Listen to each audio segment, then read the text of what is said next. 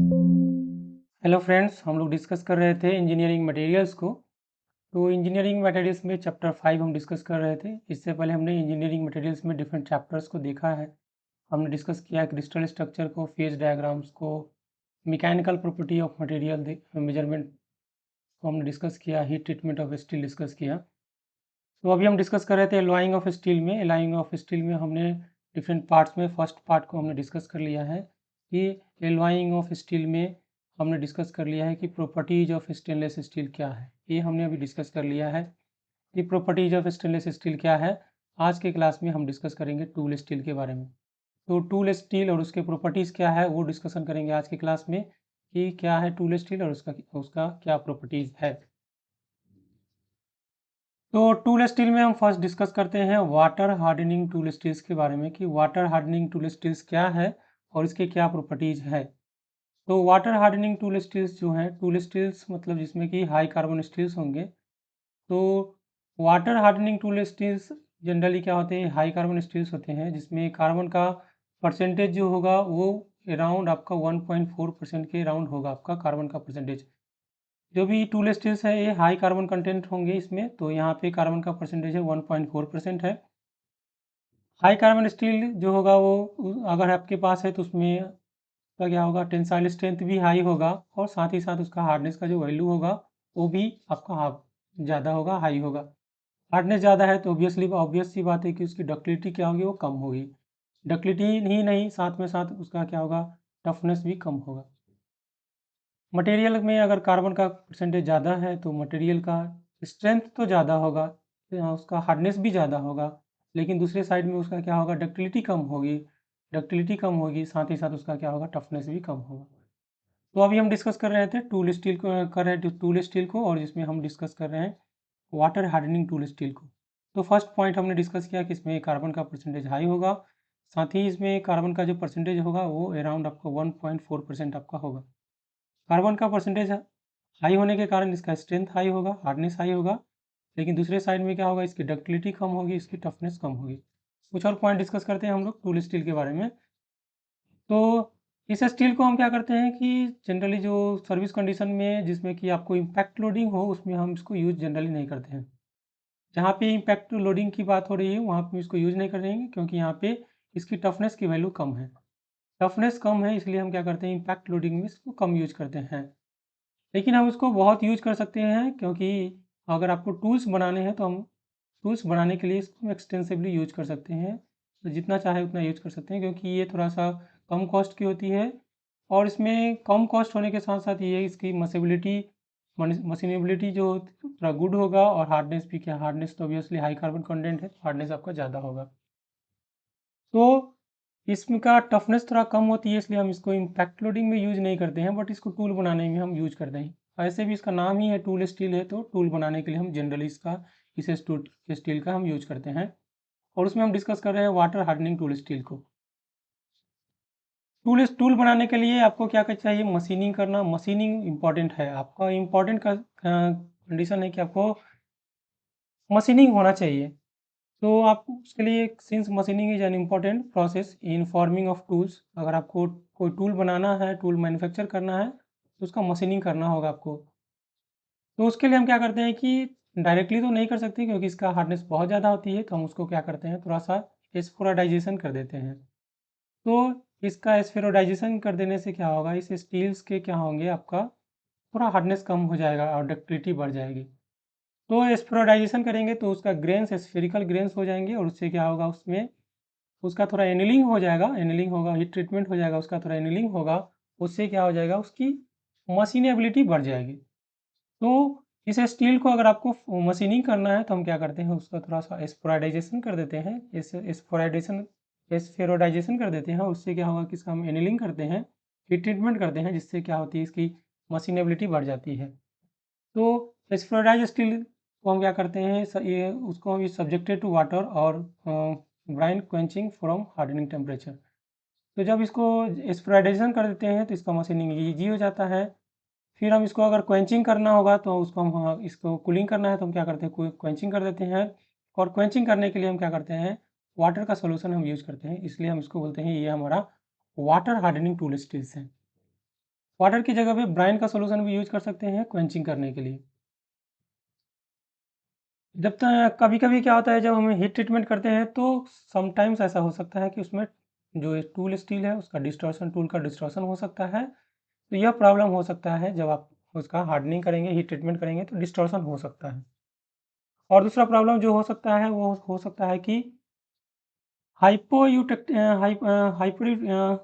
Composition जो है, हाइपरयूटेक्टिक composition are of decarbonisation. तो इसमें क्या होता है कि हाइपरयूटेक्टिक कंपोजिशन है तो इसका क्या हो सकता है, डीकार्बोनाइजेशन हो सकता है। डीकार्बोनाइजेशन हो सकता है मतलब इससे कार्बन का परसेंटेज, कार्बन का रिमूवल हो सकता है। तो ऐसा उसमें चांस हो सकता है कि ऑस्टेनाइट फेज जो उसमें हो कि वो रिटेन रख हो जाए उसमें। ऑस्टेनाइट जब हम क्वेंचिंग करेंगे तो ऐसा हो सकता है कि क्वेंचिंग करते वक्त ऐसा हो सकता है कि डिकार्बोनाइजेशन हो सकता है उसका, उसमें ऑस्टेनाइट फेज का रिटेनमेंट हो सकता है। उससे ऐसा प्रॉब्लम हो सकता है कि जो ग्रेन है उसका कोर्सनिंग हो सकता है। तो ग्रेन थोड़ा कोर्स हो सकता है, ग्रेन के साइज थोड़ा बड़े हो सकते हैं, फाइन ग्रेन्स ना होकर थोड़ा सा कोर्स ग्रेन आपका हो सकता है। ये प्रॉब्लम हो सकता है जब हम इसका क्वेंचिंग करेंगे वाटर में या ब्राइन के सोल्यूशन। कुछ और पॉइंट डिस्कस करते हैं वाटर हार्डनिंग टूल स्टील्स को।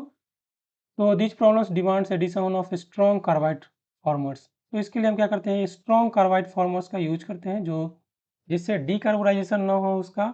और उसके लिए हम क्या करते हैं, या तो क्रोमियम, वैनेडियम या मोलिब्डेनम का यूज कर लेते हैं। इससे क्या होता है कि स्ट्रॉन्ग कार्बाइड्स का फॉर्मेशन होता है जिससे इससे डीकार्बोनाइजेशन की जो पॉसिबिलिटी है वो थोड़ा रिड्यूस कर जाती है। कुछ और पॉइंट डिस्कस करते हैं हम लोग वाटर हार्डनिंग टूल स्टील्स में कि हम अगर हम उसमें क्रोमियम ऐड करते हैं तो क्रोमियम क्या करेगा, आपका हार्डनेस इंक्रीज कर देगा, साथ ही साथ इसकी हार्डनेस ये आपका क्या हार्डनेबिलिटी भी इंक्रीज हो जाएगा। हार्डनेस इंक्रीज होगा, हार्डनेबिलिटी भी इंक्रीज हो जाएगा अगर हम उसमें क्रोमियम ऐड करते हैं तो। जहाँ और यह प्रॉपर्टी कि आपका टूल है तो उसकी हार्डनेस तो अच्छी होनी ही चाहिए। जब भी टूल आपका हो तो हार्डनेस तो अच्छी होनी ही चाहिए, इसलिए हम उसमें क्या करते हैं, क्रोमियम ऐड कर ही देते हैं ताकि उसका हार्डनेस इंक्रीज हो जाए। तो इससे क्या होगा कि क्रोमियम ऐड करने से जो टूल स्टील है उसके हार्डनेस इंक्रीज कर जाते हैं। तो अगर हम बात करेंगे कि उसमें जब वैनेडियम ऐड करते हैं तो इससे क्या होता है, checks the tendency of steel towards grain coarsening. तो जो ग्रेन का कोर्सनिंग होता है वो आप वैनेडियम ऐड कर सकते हैं तो उसे कोर्सनिंग का टेंडेंसी जो हो सकता है, कोर्सनिंग आपका ग्रेन का कोर्सनिंग हो सकता है अगर आप वैनेडियम ऐड करते हैं तो।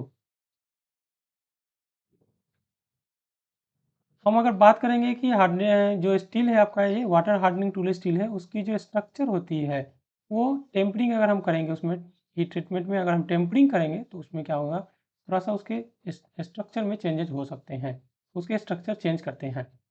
ये बात हो रही है अभी टूल स्टील के बारे में। टूल स्टील में हम बात कर रहे हैं वाटर हार्डनिंग टूल स्टील की। जो हम टेम्परिंग करेंगे उस टेम्परिंग का जो टेम्परेचर होगा वो टेम्परेचर 170 से लेकर 200 डिग्री सेंटीग्रेड तक हो सकता है। हम क्या कर सकते हैं कि जो कन्वेंशनल वाटर और जो हम ब्राइन का सॉल्यूशन यूज करते हैं हार्डनिंग करने के लिए, उसको हम अगर इसको हम टेम्परिंग ना करके हम इसका मड टेम्परिंग करेंगे तो ये जो हम वाटर या ब्राइन का सॉल्यूशन यूज कर सकते हैं वो हम उसको रिप्लेस कर सकते हैं। उसके जगह पे हम इसका टेम्परिंग ना करके, ओनली प्लेन टेम्परिंग ना करके हम मड टेम्परिंग कर सकते हैं। जिससे क्या होगा कि जो मैकेनिकल प्रॉपर्टी है टूल्स के वो भी यहाँ पे क्या हो जाएगा, इंक्रीज कर जाएगा। वो मैकेनिकल प्रॉपर्टी आपको बेटर मिलेगा। वाटर हार्डनिंग टूल स्टील्स को हम कहाँ यूज कर सकते हैं, इनका हम यूज कर सकते हैं जो फोर्जिंग के हैमर्स होते हैं उसको बनाने में यूज कर सकते हैं, फोर्जिंग के डाइज बनाने में यूज कर सकते हैं, जो ब्लैंकिंग टूल्स हैं उसको बनाने में यूज कर सकते हैं, चीजल बनाने में, सीजर्स बनाने में, नाइफ बनाने में, नाइफ के ब्लेड्स बनाने में, हैंड हैमर्स बनाने में। तो ये डिफरेंट एप्लीकेशन है आपका कटिंग डाइज बनाने में या बोर्डिंग टूल्स बनाने में, मिलिंग कटर्स बनाने में हम वाटर हार्डनिंग टूल स्टील्स का यूज कर सकते हैं। लेथ का सेंटर्स हो सकते हैं, ड्रिफ्ट पंचेज हो सकते हैं, ये सब डिफरेंट एप्लीकेशन है जहाँ पे हम वाटर हार्डनिंग टूल स्टील को यूज कर सकते हैं। आगे हम डिस्कस करते हैं शॉक रेसिस्टिंग टूल स्टील के बारे में कि वैसा टूल स्टील जो आपका शॉक को रेसिस्ट करे, मतलब इसका टफनेस क्या होगा, ज़्यादा होगा। नाम से ही है कि इसका शॉक को रेसिस्ट कर रहा है, यानी कि इसका टफनेस क्या होगा, अच्छा होगा। इसलिए हम क्या करते हैं कि इसमें टफनेस तो हमें ज़्यादा चाहिए, उसके रीज़न के लिए हम क्या करते हैं, इसमें हम क्या करते हैं, जो कार्बन का परसेंटेज होती है, क्योंकि हमें पता है कार्बन इंक्रीज करेंगे, कार्बन का परसेंटेज इंक्रीज करेंगे, तो उसकी जो हार्डनेस है वो इंक्रीज कर जाएगा। तो कार्बन का परसेंटेज हम क्या करते हैं, इसमें कम रखते हैं, ताकि इससे क्या होगा, उसका टफनेस इंक्रीज कर जाएगा। तो इसमें जो कार्बन का परसेंटेज होगा, अगर हम रिलेट करें वाटर हार्डनिंग टूल स्टील से, तो इसमें उसके रेस्पेक्ट में जो शॉक रेसिस्टिंग टूल स्टील्स है, उसमें कार्बन का परसेंटेज क्या होगा, कम होगा। इस कैटेगरी के स्टील जो है वो बिलोंग करते हैं आपका, इसमें जो आपका जो शॉक रेसिस्टिंग टूल स्टील्स है, उसमें कार्बन का जो परसेंटेज होगा वो आपका 0.5 से लेके 0.6% होगा, क्योंकि कम है आपका, अगर हम कंपेयर करेंगे वाटर हार्डनिंग टूल स्टील से। तो वाटर हार्डनिंग टूल स्टील्स में से हम कंपेयर करेंगे तो इसमें कार्बन का परसेंटेज क्या होगा, आपका कम होगा। तो इसका एक इम्पॉर्टेंट प्रॉपर्टी है कि इसका जो हार्डनेस क्या है, कि ये हार्डनेस है, इसका भी ध्यान रखना है, क्योंकि टूल स्टील है तो इसका हार्डनेस एक रिलेटिवली होना चाहिए हार्डनेस। तो इसकी हार्डनेस बना रहे उसके लिए हम क्या करते हैं, इसमें तो कार्बन का परसेंटेज 0.5 टू 0.6% तो है ही, लेकिन हम क्या करते हैं कि इसमें हम कुछ ऐड कर देते हैं, जैसे हम क्रोमियम, मोलिब्डेनम या टंगस्टन इसमें ऐड कर देते हैं। इसके ऐड करने से इसमें टफनेस तो रहेगा ही, साथ ही साथ आपका क्या होगा, हार्डनेस भी इसकी क्या हो जाएगी, इंक्रीज कर जाएगी। तो अगर हम उसमें शॉक रेसिस्टिंग टूल स्टील्स में हम अगर क्या करेंगे, क्रोमियम ऐड कर दें, मोलिब्डेनम ऐड कर दें या टंगस्टन ऐड कर दें, तो इसकी टफनेस तो मेंटेन रखेगा ही, साथ ही साथ इसकी हार्डनेस भी क्या हो जाएगी, इंक्रीज कर जाएगी। तो इस ये जो स्टील्स होते हैं, इसका जो हम हार्डनिंग करते हैं, तो हार्डनिंग करने के लिए हम क्या करते हैं, या तो ऑयल का यूज करते हैं या वाटर का यूज करते हैं। इसमें भी हम क्या करते हैं, टेम्परिंग करते हैं, और टेम्परिंग का टेम्परेचर जो डिपेंड करता है कि हम फाइनल प्रॉपर्टी जो टूल है उसका कैसा चाहते हैं, उस पर यह डिपेंड करेगा। हमें इसमें दोनों चीज़ देखना है कि हार्डनेस भी बना रहे, साथ ही साथ क्या रहे, इसका टफनेस भी मेंटेन रहे, क्योंकि ये शॉक रेसिस्टिंग टूल स्टील्स है। तो इसके लिए हम क्या करते हैं कि इसका जो टेम्परिंग करते हैं वो थोड़ा लो टेम्परेचर पे हम टेम्परिंग करते हैं। तो टेम्परिंग का जो टेम्परेचर होता है वो लो रखते हैं, ताकि इसका टफनेस भी मेंटेन रहे, साथ ही साथ इसका क्या रहेगा, हार्डनेस भी बना रहे। कुछ और पॉइंट डिस्कस करते हैं हम शॉक रेसिस्टिंग टूल स्टील्स का, कि जहाँ पे हमें टफनेस की ज़रूरत है, वहाँ पे हम क्या करते हैं, हाई टेम्परेचर हम वहाँ पे हाई टेम्परेचर टेम्परिंग करते हैं। जहाँ पे हमें टफनेस की ज़रूरत है, वहाँ पे हार्डनेस की उतनी खास ज़रूरत नहीं है। अगर हमें हार्डनेस की कोई खास ज़रूरत नहीं है, ओनली टफनेस की ज़रूरत है, तो हम क्या करते हैं, जब हम टेम्परिंग करते हैं तो उस समय ध्यान रखते हैं कि हमारा टेम्परिंग टेम्परेचर जो हो थोड़ा हाई। कब हम टेम्परेचर हाई रखेंगे, जब हमें टफनेस की ज़रूरत है और हार्डनेस की कोई खास ज़रूरत नहीं है। सिलिकॉन मैग्नीज स्टील्स जो होते हैं, सिलिकॉन मैग्नीज स्टील्स है, जो कि शॉक रेसिस्टिंग टूल स्टील्स के कैटेगरी में आते हैं। उसमें जो कार्बन का परसेंटेज होगा वो 0.55% से होगा। इसमें क्या करते हैं, हम 2% सिलिकॉन भी रखते हैं और 1% हमारा क्या होगा, मैंगनीज होगा। तो शॉक रेसिस्टिंग टूल स्टील ये जिसको हम बोलते हैं इस टाइप को बोलते हैं सिलिकॉन मैग्नीज स्टील, जिसमें हमारे पास कार्बन का परसेंटेज 0.55% हो जाएगा, 2% आपका सिलिकॉन है और 1% हमारा क्या है, 1% हमारा पास मैग्नीज है। इस तरह के जो टूल स्टील्स होते हैं उसकी टफनेस होती है वो बहुत ज़्यादा होती है, वो हाई टफनेस होती है। इसकी टफनेस ज़्यादा होती है, लेकिन टफनेस नॉर्मल कंडीशन की बात नहीं होती। जब इसकी हार्डनेस बहुत ज़्यादा है उस कंडीशन में बात करते हैं, तो उस कंडीशन में भी सिलिकॉन मैग्नीज टूल स्टील्स का सिलिकॉन मैंगनीज आपका शॉक रेसिस्टिंग टूल स्टील है, उसका टफनेस बहुत ज़्यादा होती है। साथ ही साथ इसमें हार्डनेस भी ज़्यादा होगा, और टेम्पर्ड कंडीशन की हम बात कर रहे हैं। ये स्टील जो होते हैं रिलेटिवली सस्ते होते हैं, कम कॉस्ट के होते हैं, और इसमें हम टंगस्टन, मोलिब्डेनम और वैनेडियम ऐड करते हैं, ये हमने डिस्कस किया अभी।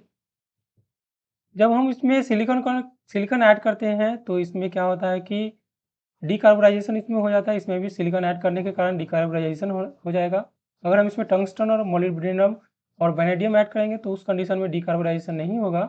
बट अगर हम बात करेंगे कि अगर उसमें सिलिकॉन अगर ऐड कर रहे हैं और उसमें भी अगर सिलिकॉन का परसेंटेज अगर बहुत ज़्यादा ऐड कर रहे हैं तो इसमें क्या होगा, इस टूल स्टील का इसका डिकार्बोनाइजेशन हो जाएगा, जिससे क्या होगा कि जो ग्रेन्स है वो कोर्स हो जाएगा, कोर्स ग्रेन्स बन जाएंगे और ग्रेन्स आपका कोर्स हो जाएगा। उससे क्या होगा, उसकी हार्डनेस आपका जो हार्डनेस है वो थोड़ी सी घट जाएगी, क्योंकि कोर्सनिंग हो रहा है, फाइनिंग होता है तो हार्डनेस इंक्रीज हो जाती है, यहाँ पे कोर्सनिंग हो रहा है तो ग्रेन का क्या होगा, आपका थोड़ा सा हार्डनेस थोड़ा सा घटेगी। शॉक रेसिस्टिंग टूल स्टील्स को हम यूज करते हैं जब हमें चीजल्स बनाना है, अगर हम पंचेज बनाते हैं या सीयर ब्लेड्स बनाने में, स्केरिंग टूल्स बनाने में हम इसका शॉक रेसिस्टिंग टूल स्टील्स का हम यूज करते हैं। नेक्स्ट हम डिस्कस करेंगे कोल्ड वर्क टूल स्टील्स के बारे में कि ये कोल्ड वर्क टूल स्टील्स क्या है। नाम से ही पता चल रहा है कि कोल्ड वर्क है, मतलब कि इसका जो फॉर्मिंग होगा वो कोल्ड कंडीशन में आपका होगा। क्या हम जब इसका यूज करेंगे तो वो कोल्ड एप्लीकेशन में हम इसका क्या करेंगे, यूज करेंगे। इसका एप्लीकेशन कोल्ड एप्लीकेशन में होगा, हाई टेम्परेचर पे नहीं हो सकता है। इसको हम जो यूज करेंगे वो आपका क्या होगा, लो टेम्परेचर पे यूज होगा। तो इसको हम समटाइम्स नॉन डिफॉर्मिंग या नॉन डिस्टॉर्टिंग स्टील्स भी कहते हैं, क्योंकि ये लो टेम्परेचर पे इसका कोल्ड वर्क करते हैं, इसको लो टेम्परेचर पे काम करते हैं इससे, तो इसको ये नॉन डिफॉर्मिंग होती हैं और इसको ये नॉन डिस्टॉर्टिंग स्टील्स भी होते हैं, कहे जाते हैं। कोल्ड वर्क टूल स्टील्स है जिसको हम यूज करते हैं कोल्ड वर्क कंडीशन में, इसको नॉन डिफॉर्मिंग स्टील्स भी बोलते हैं या इसको नॉन डिस्टर्बिंग स्टील्स भी बोलते हैं।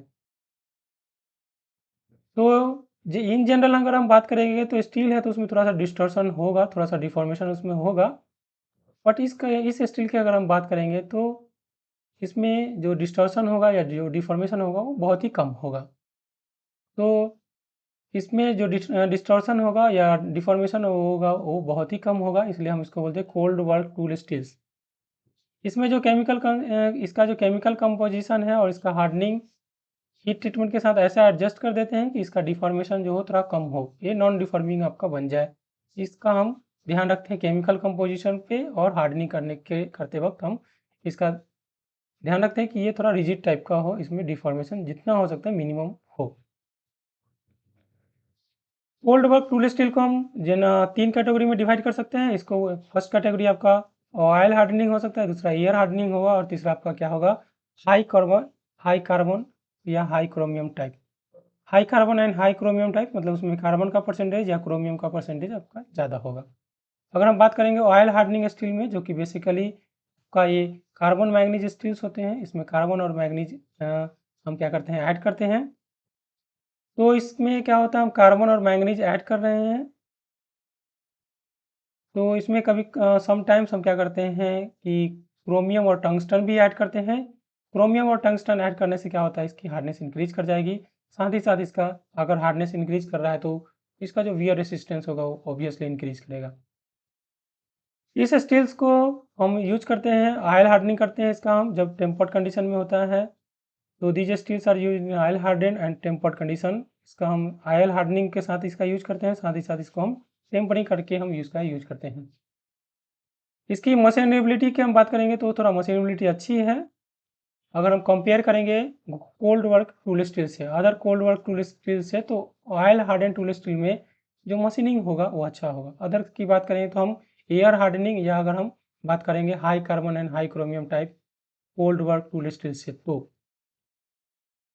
तो इसका आपका देख रहे हैं कि मशीनेबिलिटी ईजी है, तो इससे इसका शेप कन्वर्जन में दूसरे कॉम्प्लिकेटेड शेप बनाने में इससे क्या होगा, आपका आसानी होगा। इसमें जो आप प्रेसिजन मेंटेन कर सकते हो, हाई डिग्री का कर सकते हैं, हाई प्रेसिजन मेंटेन कर सकते हैं। इसका हम यूज कर सकते हैं रीमर्स बनाने में, टेप्स बनाने में, प्रेस ब्लैंकिंग बनाने में, स्टैंपिंग डाइज बनाने में हम इसका यूज करते हैं। कुछ और हम बात करते हैं, नेक्स्ट बात करते हैं air hardening tool steel, cold work tool steel के बारे में।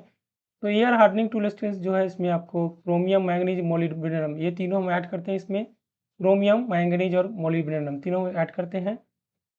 इसकी जो इससे इसको ऐड करने से इसकी हार्डेबिलिटी बढ़ जाएगी।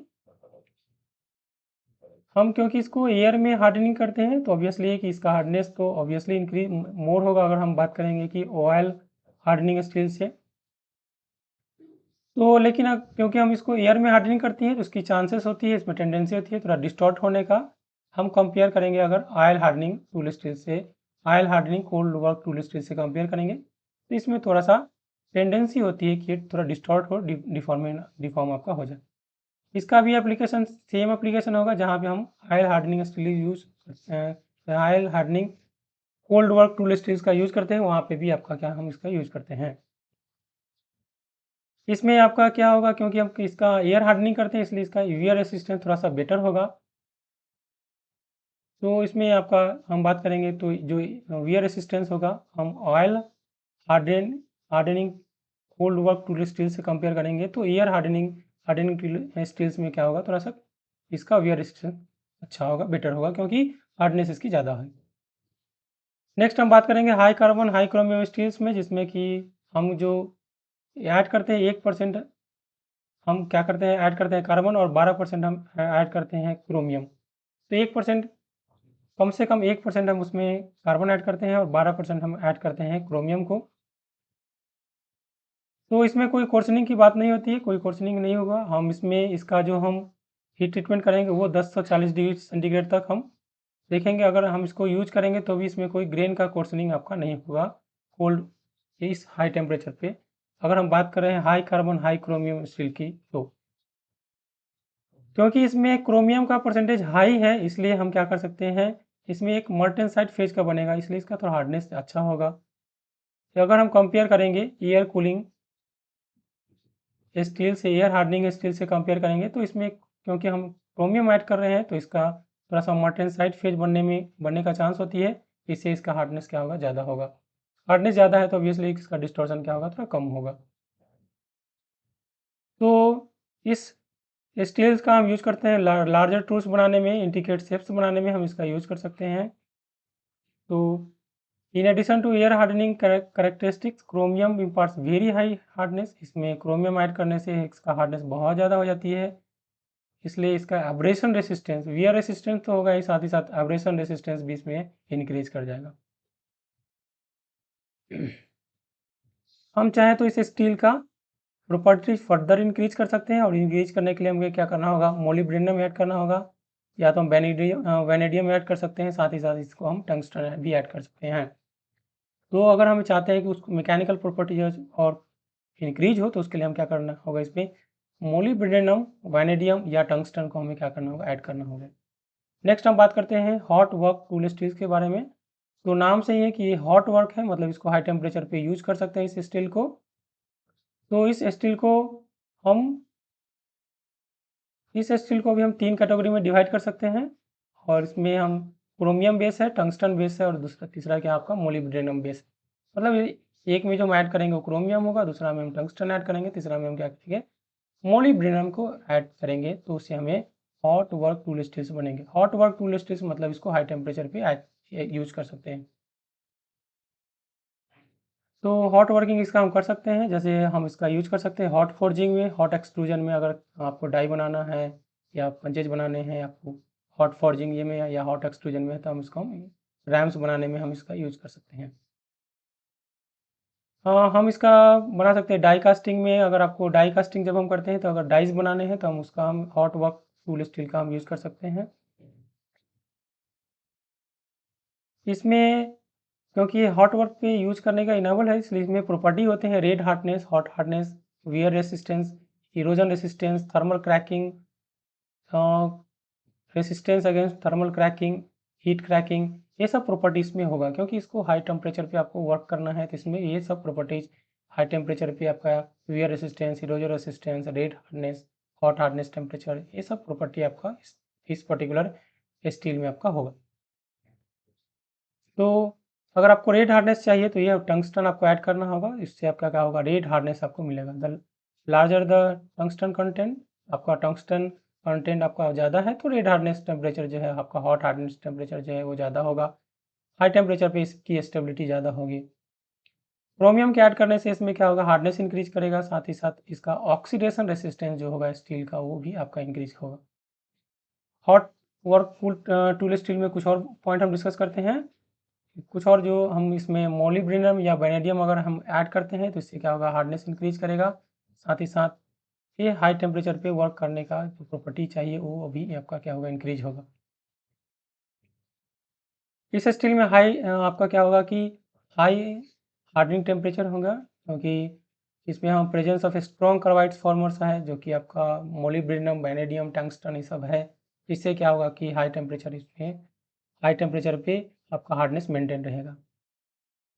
तो हम अगर इसमें कार्बाइड के कंटेंट होने के कारण इसका क्या होगा कि इरोजन रेसिस्टेंट आपका ज़्यादा है। हमने देखा कि एब्रेशन रेसिस्टेंस, इरोजन रेसिस्टेंस आपका क्या है, ज़्यादा है।